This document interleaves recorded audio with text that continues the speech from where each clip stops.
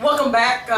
For those of you who are just tuning in, we're talking about living our life without our mothers. And before the break, we had Miss Louise, and we were talking about where her mother was, what stage she was, and how old was she. She was 12 years old when her mother was diagnosed with cancer. Was you 12? Yep, 12 years old. So now we're going to continue from there. So you said that you found a letter that was saying that pretty much that she was going to die, or how? Take us from there. Yes, I found the documentations in the drawer where she kept all her paperwork that said she had 6 months to a year to live. Whoa. Yeah. Okay. And 12 years old. And I'm 12 years old. Okay. I'm 12 years old, so I present her with the, information. I said, Mama, what is this? I thought you said you was going to be all right. And then she was just like, Louise, quit being nosy. And I was like, okay, I'm young, so I'm going off of what my mother told me, and I wanted her to live. Right. So that's what I placed my hope on. Right. And I just never really looked into it any deeper. So from the time you confronted her with the information, how long after? Because you were saying before that her health started deteriorating to where you were having to bathe her. Yes, it did. Because at the time, even within her illness, my mom was still taking care of people. Yeah. Still. And toward the end, like when her body just really started failing her, I would help bathe her and do basically what she would allow me to do, because she would be so stubborn, and just... Now you know where your sister get it from, exactly, right? Okay. Yeah. So, you're 12 years old, so, you're still in school, so how are you transitioning with that? You have this lady that has taken care of you all the way up until this time, and now you're 12 years old, you got school ahead of you, you got a little sister, you got your father, and then here you are, help bathing your mother and everything. What was going on in your mind? I just felt like I was doing what I was supposed to do. That's just how Mama always taught me. Right. So I felt this is my mother. We a family. We stick together. And, she was just at a point to where she needed my help. So I did what I felt I was supposed to do.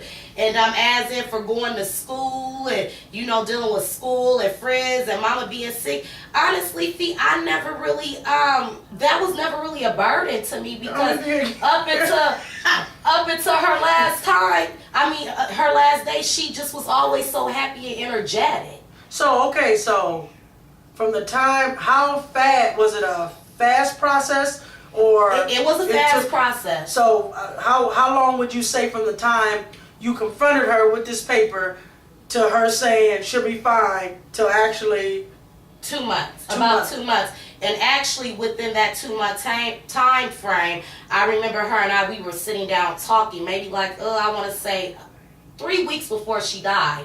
And she had told me, well, Louise, I might not get better. Oh, God. And she was like, I'm going to need you to look after your sister and your dad. And she was like, I know it seemed like I was always hard on you. She said, but Louise, I just always saw something different in you. Wow. And she said, your dad might do what he do, but Louise, he don't know no better. He don't be any hard by. And still at that time, I'm a kid. Right, 12. I can't. And so I'll just sit there and I'm just humble, okay, this is what I have to do.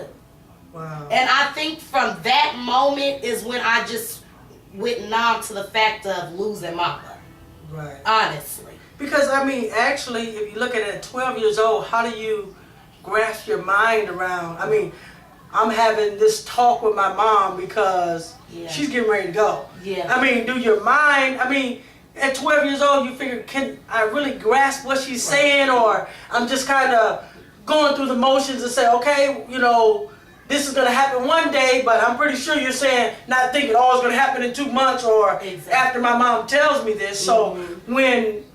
So did she, after she had this talk with you, then what happened from there? How soon was... Probably about a month later she died. Now, was she to the point to where she couldn't care for herself anymore? Yeah, she had got to the point to where she couldn't care for herself at all anymore. Actually, it had got to the point to where the cancer was in like about 97% of her body. Wow. To where it was affecting her brain and everything at that point. And that she was still at home? Yes, she was still at home. So did she pass? She passed at home. At home? Yeah, oh, at okay. home. So were you there when she passed? No, actually I was at Aunt Brenda's house. Okay. And Julie had came and got me and rode down to the house with me. Did we ride down to the house? Yeah. Yep, we rode down to the house. And I don't know what we went for. Just that little part of it is still a blur to me. But I know some way we got from the house to the hospital. I don't even think they knew, and they, I don't think they had told her yet. And it was like somebody needs to go get her, go get them. And I was like, well, I'm closer to her than all of y'all. I'm gonna go get her or whatever. But yeah. So y'all went where? To the hospital? I picked her up, and we rode down to her mom's house, and then I don't know what I can't remember if we stayed there or if we just looked. I think you looked in and you ran back to the car. You're right. Yeah. And then we went to the hospital. Yeah. So she wasn't in there when you No, looked she in. was already at the hospital. So she was at the hospital. Uh-huh. So when you got to the hospital, what was going on there? When I got to the hospital, I just remember Pat taking me and hugging me. That's all I remember. No one ever told me. And then I went into the room where her body laid, and I was like, she's gone. And I was just like numb from that point on. Wow. So you go to the hospital. She's laying there. Mm-hmm. Now you're 12 years old still. I mean, you hear me say 12 years old because that's such a very young age. I know my mom passed when I was 3, but see, I don't have the memories or the different interactions as these young ladies do, but I'm kind of going back to where with my daughter being 12. You know what I'm saying? So it's just like, that's like one of the hardest things that you can throw on somebody. So you saying you were numb. Mm-hmm. So what happened?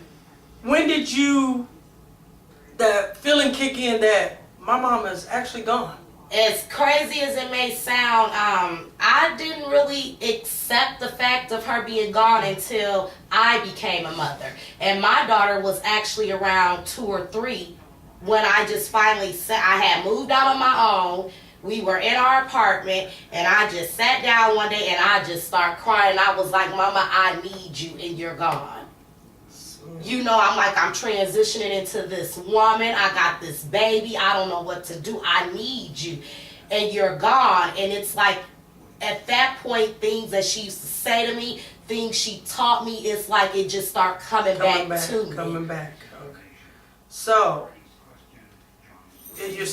exactly. You're saying pretty much that it really didn't dawn on you till actually you had your own daughter. Yeah, I didn't accept it until then because after Mama's death, I was so busy taking care of my sister, keeping my dad on the right track. At 12 years old. At 12 years old, running the household, doing what I needed to do for myself that would be pleasing to Mama, doing what she expected me to do. So do you feel any anger within all of this? Yes, at the point I do, because I don't now, but I did then, because I feel like had Mama just put a little bit more focus on herself, she could have attended to her health sooner.